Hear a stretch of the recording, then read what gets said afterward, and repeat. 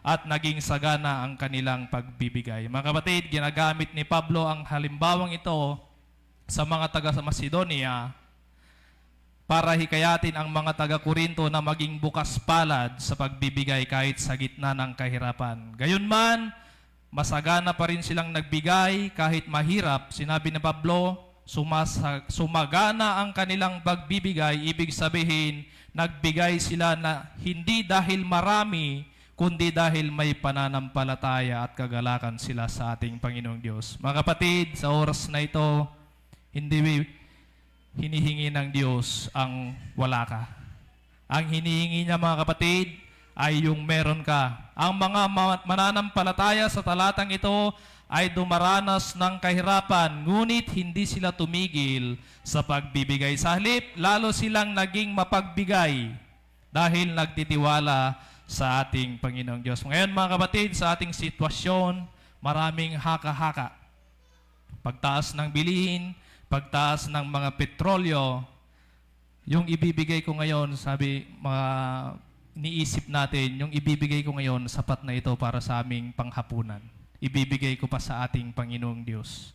Mga kapatid, walang sayang ang ating pagbibigay sa ating Panginoon. Ibabalik yan ng siksik, liglig, at nagumaapaw na pagpapala. Mga kapatid, madaling magbigay kapag marami tayong pera. Ngunit ang tunay na pagsubok ng pananampalataya ay kung magbibigay pa rin tayo kahit may krisis o problema. Kung ang mga unang mananampalataya ay nagbigay kahit sa gitna ng kahirapan, handa rin ba tayong manatiling mapagbigay sa ating Panginoon? Sapagkat ang tunay na mananampalataya ay hindi nasusukat kapag maraming biyaya. Ito ay nasusubok kapag mahirap ang panahon, ngunit patuloy pa rin tayong nagtitiwala at nagbibigay sa ating Panginoong Diyos. Mga kapatid, sa panahon ng krisis at kaguluhan, doon nasusubok ang tunay na pananampalataya. Kung ang unang mananampalataya ay naging tapat kahit sa kahirapan, lalo tayong dapat manatiling tapat sa Diyos sa ating pagbibigay. Mga kapatid, kung ang mga taga Macedonia ay nakapagbigay kahit matinding ang kahirapan, at may mga tao ngayon na nagtutulungan kahit may digmaan, lalo na tayo na may kapayapaan pa sa ating bansa. Mga kapatid, magbibigay tayo. Ang tunay na pagbibigay ay hindi nasusukat sa dami ng mayroon tayo, kundi sa pananampalataya at malasakit sa kapwa kahit sa panahon ng krisis. Sa ating pangwakas na verse, sa 2 Corinthians 9:6, ang naghahasik ng sagana ay mag-aani rin ng sagana. Mga kapatid, tayo maghahasik sa oras na ito at tayo mag-aani rin ng sagana sa ating Panginoon. Aking tinatawag si Brother Rogelio upang panalangin ang ating mga handog.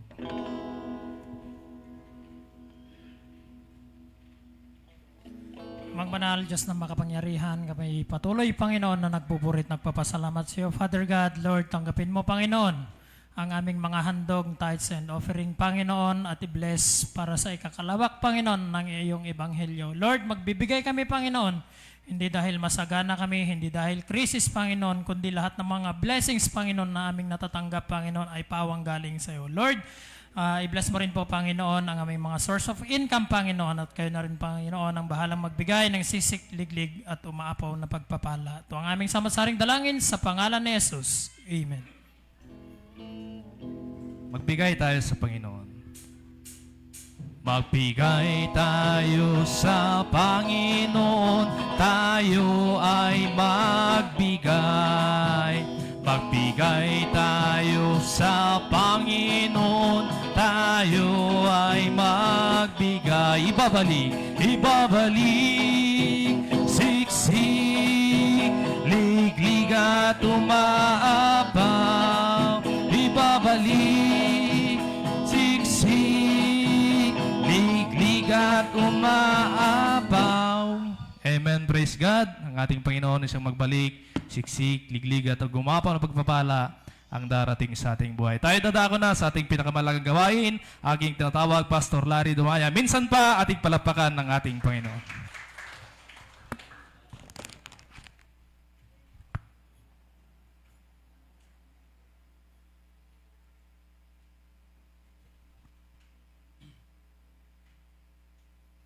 Amen. Praise God. Isiset ko lang yung alarm clock ko. Timer. Amen. Sino masaya ngayong hapon? Amen. Salamat sa Panginoon sa muling pagkakataon. Alam niyo po yung mga ganitong gawain, mga kapatid, dapat natin i-treasure. No? Marami po ang walang nasisimbahan, marami ang walang pastor, pero kung tayo po ay nasa gawain ng Diyos, hindi natin ginagawa ito, ginagawa natin para sa Panginoon. Can you say amen? John 10 verse 10. Sa inyong mga Biblia, John 10 verse 10, hindi po marito magnanakaw, kundi upang magnakaw at pumatay. At pumuksa ako'y naparito upang sila ay magkaroon ng buhay at magkaroon ng kasaganaan nito. 1 Timothy 6 verse 12, makipagbaka ka ng mabuting pakikibaka ng pananampalataya, manangan ka sa buhay na walang hanggan at dito'y tinawag ka at ipahayag mo ang mabuting pagpapayag sa harapan ng maraming mga saksi. Tayo sumandaling manalangin. Amang banal, Diyos na mapangyarihan, sa oras na ito, Panginoon, kami lumalapit sa iyo, Diyos, at humihingi, Panginoon, ay pong pagsama, O God, sa ipong gawain. Lord, dalayan po namin, O Diyos, patawarin mo kami sa lahat namin nagawang kasalanan. Mga bagay na hindi nakalulugod sa iyo, Panginoon. Lord, linisin mo ang mga buhay, puso, isipan sa oras na ito upang maging karapat dapat kami na sumamba sa iyo, Panginoon, at makinig na ipong mga salita. Lord, anumang gawa ng kaaway sa oras na ito, Panginoon, upang wasakin ang ipong gawain ay ipong winawasak sa pangalan ni Jesus. At mangusap ka sa bawat isa, kami lalabas hindi na gaya ng dati, kundi meron kang binago sa aming mga buhay sa pangalan ni Jesus. Amen. Minsan ba palakpakan natin ang ating Panginoon. Noong December 1, 1995, sa lungsod ng Montgomery, Alabama, may batas noon na tinatawag na segregation law. Ito yung mga batas na ibig sabihin magkahiwalay ang upuan ng mga puti at itim sa bus. Para madaling maintindihan, yung mga puti ang balat at itim ang balat magkaiba. So ang mga puti ay nasa harapan ng bus at ang mga itim naman ay nasa likuran. At nung sumakay si Rosa Parks, umupo siya sa bahagi ng bus para sa mga itim.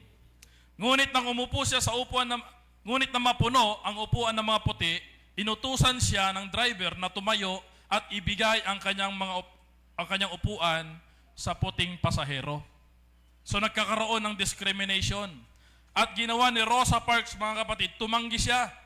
Hindi siya tumayo. Naniwala siya na hindi tama ang discrimination laban sa mga itim.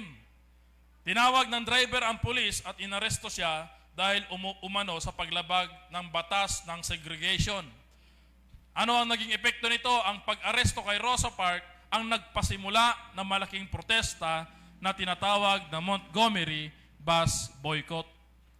So sa protestang ito, tumanggi ang mga black citizen na sumakay sa bus sa loob ng 381 days. So binoykot nila, nagprotesta sila.